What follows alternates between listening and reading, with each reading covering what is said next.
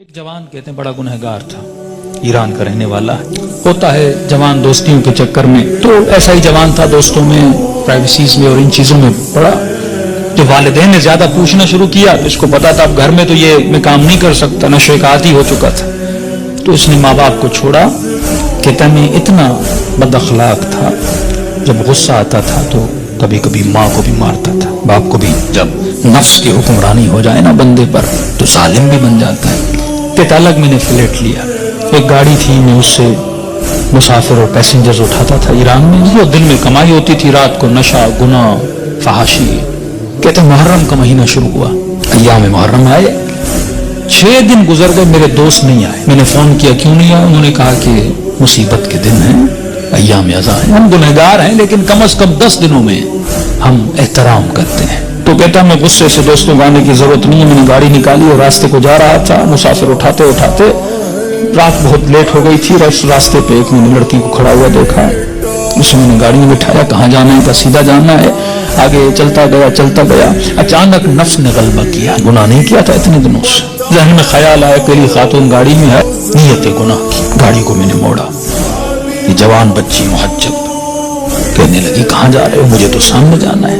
میں نے وہی گناہ والے جملے بولے، اسے دعوت گناہ دی۔ بچی رونے لگی، تو کیسی باتیں کر رہا ہے؟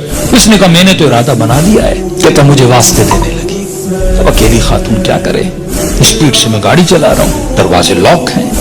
کہتا مجھے واسطے دینے لگی، ظاہر ایران تو مطلب دونوں شیعہ ہیں نا۔ کہنے لگی تجھے حسین کا واسطہ، تجھے مولا علی کا واسطہ، تجھے امام زمانہ کا واسطہ، ایرانی حضرت عباس کا بڑا احترام کرتے، تجھے ابو الفضل کا واسطہ۔ کہتا میں نے کچھ بھی نہیں سنا۔ میں نے کہا یہ چھوڑ دو عقیدے کی باتیں، فلاں کا واسطہ، فلاں کا واسطہ، کس نے دیکھا ہے؟ کہتے آخر میں اس نے ایک جملہ کہا جس سے میرا وجود کام گیا۔ کہا تجھے نہیں پتا میں کون ہوں؟ کہا میں سمجھا بولے گی فلاں پولیس والے کی بیٹی ہوں، فلاں افسر کی بیٹی ہوں، یہ ہو وہ ہوں۔ میں نے کہا کون ہوں؟ کہا میں سید زادی ہوں، تجھے واسطہ میری دادی زہرا کا، میرا ادب نہیں کرتا، میری دادی کا ادب کر۔ کہتے پتا نہیں ایسا کیا ہوا۔ میں نے گاڑی روک لی، میں نے کہا کہاں جانا ہے؟ کہا مجلس پہ جا رہی تھی، امام بارگاہ پہ اتار دو۔ کہتا میں نے جا کے اتارا، پورے راستے میں خاموش رہا، سمجھ نہیں آ رہی تھی، ایک خوف سے میرے وجود پہ طاری ہو چکا تھا۔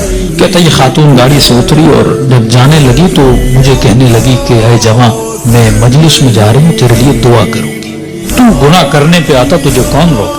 میں اپنی دادی زہرا سے تیری سفارش کروں۔ میں نے سارے واسطے دیے، تو روکا نہیں، لیکن جب تم نے میری دادی کا نام سنا تو رک گیا۔ اہل بیت فرماتے ہیں ہم بڑا احترام کرتے ہیں اس بندے کا جو ہماری دادی کا احترام کرے۔ یہ جوان کہتا ہے میرے وجود میں گویا ایک انقلاب سے، ایک عجیب سی سچویشن تھی، بس دل کر رہا تھا میں روں۔ کہتے جہاں میں نے اس کو اتارا تھا وہ میرا محلہ تھا، میرے ماں باپ کا گھر تھا، کئی عرصے سے میں آیا نہیں ان کو دیکھنے کے لیے۔ میں نے کہا اس بہانے سے جاؤں ماں باپ سے مل کے۔ کہتا اب جیسے میں نے ایک اچھائی کی تو اچانک ذہن میں خیال آیا، اب پاورفل ہوا، میرا روح پاورفل ہوا، نفس کمزور ہو گیا۔ میں نے نفس کو مارا، اس کے گلے کو گھونٹا، اور میں نے اپنے روح کی آواز کو سنا تھا۔ اب اچانک میرا روح پاورفل ہوا، میں گھر کی طرف گیا، گھر کا دروازہ کھولا، اندر گیا، گھر میں کوئی نہیں تھا۔ کہتا میں نے ٹی وی کھولا، اتفاق سے ٹی وی پر ایک ایرانی ذاکر کربلا کے مسائل پڑھ رہا تھا۔ کہتا میں سن بھی رہا تھا، رو بھی رہا تھا، اور اچانک جب میں نے چینل بدلا تو جنت البقیع دکھایا جا رہا تھا، سیدہ کی ٹوٹی ہوئی قبر دکھائی جا رہی تھی، اور ذاکر بتا رہا تھا کہ نبی کی بیٹی اتنی مظلوم ہے کہ اس کی قبر کا کوئی نشان بھی نہیں ہے، ہمارے گھروں پر بھی چھتوں کا سایہ ہے لیکن نبی کی اولاد کی قبروں پر کوئی سایہ نہیں ہے۔ اس نے سارے مسائل پڑھنا شروع کیے، اتنے درد بھرے مسائل، کہتا میرا دل پھٹنے لگا جب میں نے سنا اتنی بہترامی نبی کی بیٹی کی۔ تو کہنے لگا سیدہ میں اتنا بڑا گنہگار ہوں لیکن میں نے آپ کی بیٹی کا احترام کیا، ایسے تھے جنہوں نے نبی کی بیٹی کا احترام نہیں کیا۔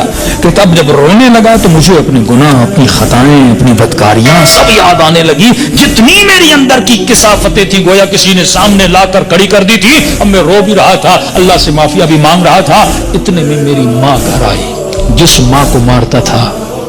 اتنے سالوں کے بعد جب ماں نے مجھے دیکھا، کہتا جیسے مجھے دیکھا تو دیکھ میں رو رہا تھا، کہتے جیسے مجھے دیکھا تو وہ بڑے پیار سے میرے ماتھے کا بوسہ دیا اور کہنے لگی رضا تو وہ نہیں جو یہاں سے گیا تھا، مجھے بدلا بدلا لگ رہا ہے۔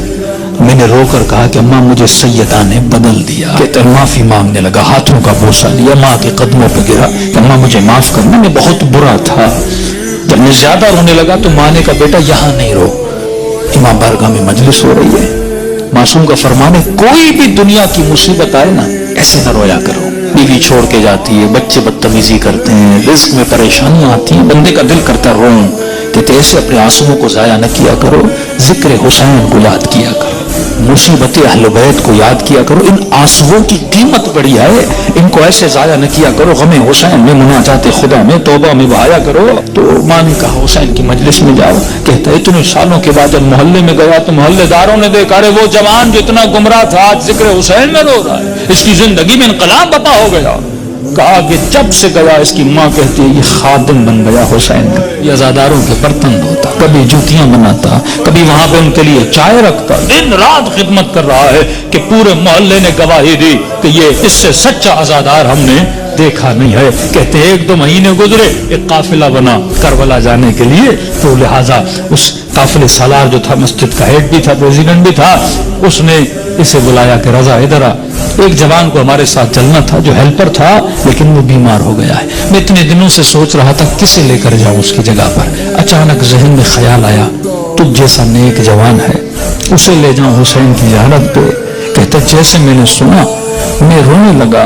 मैंने कहा मौला हुसैन, कुछ दिन नहीं हुए आपके काफिले में आया हूं, इतनी जल्दी आपने मुझे अपनी ज़ियारत पे बुला लिया।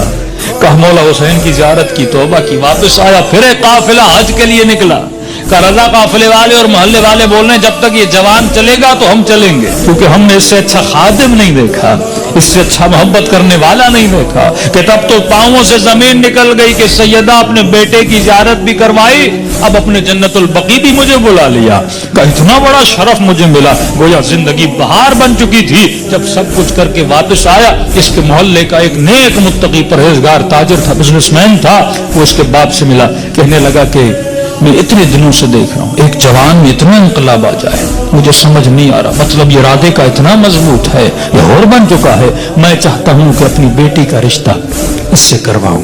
उसने कहा कि मैं अपने बेटे की गारंटी नहीं देता, तुझे पता है 4 महीने पहले क्या था, अब क्या है, बात करनी उससे जाकर खुद कर। उसके पास है, कहने का रजा अपनी बेटी देना चाहता हूँ, लेकिन एक वादा दो। का कौन सा वादा? का वादा ये दो कि फिर हुसैन को छोड़ोगे नहीं, ये दरवाजा छोड़ के जाओगे नहीं। कहने क़िबला में अपनी हर नमाज में दुआ करता हूँ, खुदा वो दिन मेरी जिंदगी का आखिरी दिन हो जब मैं हुसैन के हाथ को छोड़ के चला जाऊं। कहते कल रिश्ता लेकर आ जाना। कहते ये जवान अपने माँ बाप के साथ रिश्ता लेकर गया। जब उसके घर में दाखिल हुई, ईरान में रस्म है, जिस बच्ची का रिश्ता लेने जाती है वो चाय लेकर आती है। वो बच्ची चाय लेकर आई, जैसे इस जवान ने कप उठाया, उस बच्ची की निगाह इसके चेहरे पर पड़ी। कहते हाथ से वो ट्रेल गिरा और चीख मार के बेहोश हो गई। कमरे में ले गए, बड़ी देर के बाद होश में आई, और जैसे होश में आई ज़ारो क़ता रोने लगी, और उसकी ज़बां पर बस एक ही नाम था, या फातिमा ज़हरा, या फातिमा ज़हरा।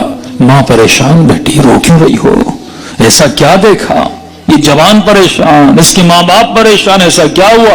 कहती अम्मा अल्लाह की कसम है, कल रात मैंने ख्वाब में सैयदा फातिमा को देखा था, मुझे समझ नहीं आ रहा था। कल रात बीबी इसी जवान का फोटो मुझे दिखा रही थी और कह रही थी कि तू मेरी चाहने वाली है, जब इसका रिश्ता आए इसे इनकार न करना, इसने मेरी बेटी का एहतराम किया था। तभी फरमाया जब तू एक कदम अहले बैत की तरफ जाता है वो 10 कदम आगे बढ़ाते हैं, लेकिन सवाल यह है कि ये कदम उठें, जिंदगी में उनको राजी करो जिनके राजी होने से खुदा